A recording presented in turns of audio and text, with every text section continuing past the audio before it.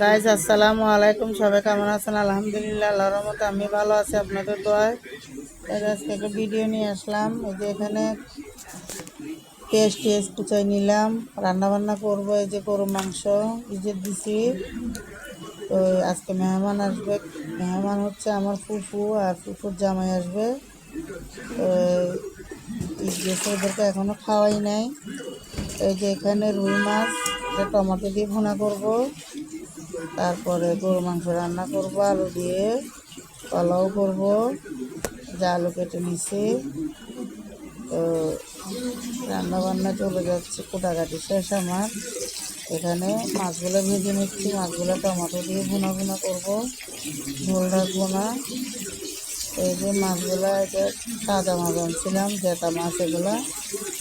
তো এক তরকারি সামনে দেওয়া যাবে না, একটু সাথে মাছও ভুনা করে নিচ্ছি, সাথে চিংড়ি মাছও ভুনা করব।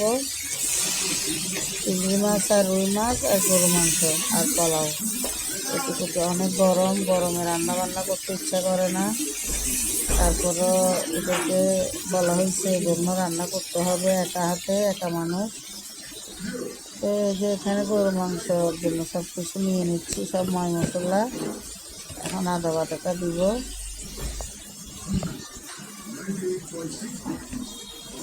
আদা দিয়ে দিলাম, তারপরে রসুন দিয়ে দিব।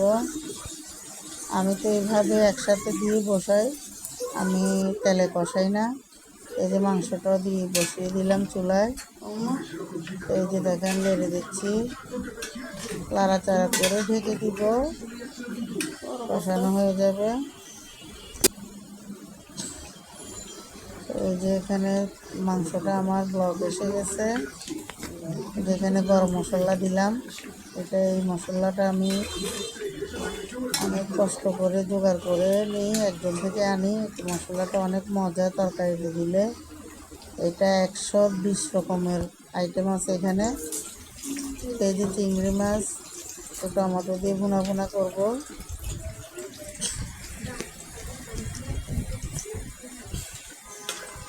এই যে আমার গরু মাংসটা হয়ে আসছে, একটু ঝোল ঝোল রাখো। তো এই যে হয়ে আসছে, এখন নামিয়ে ফেলবো,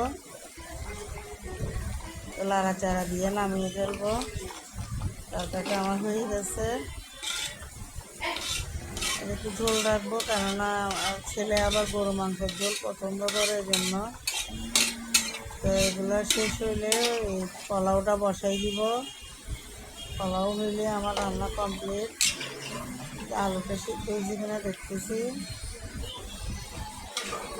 এই যে আমার আলুটা একদম গলে গেছে, হয়ে গেছে, এখন নামিয়ে ফেলবো। এই যে এখানে চিংড়ি মাছ একসাথে বসিয়ে দিচ্ছি সব দিয়ে।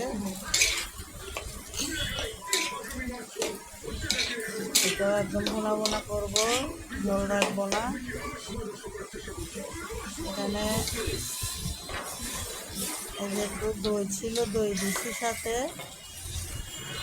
ঝোল দিয়ে দিচ্ছি, ঝোলটা শুকিয়ে ফেলবো। এই যে হয়ে যাচ্ছে আমার তরকারিটা। এই যে দেখেন, আর একটু মাখা মতো হয়ে নামিয়ে ফেলবো।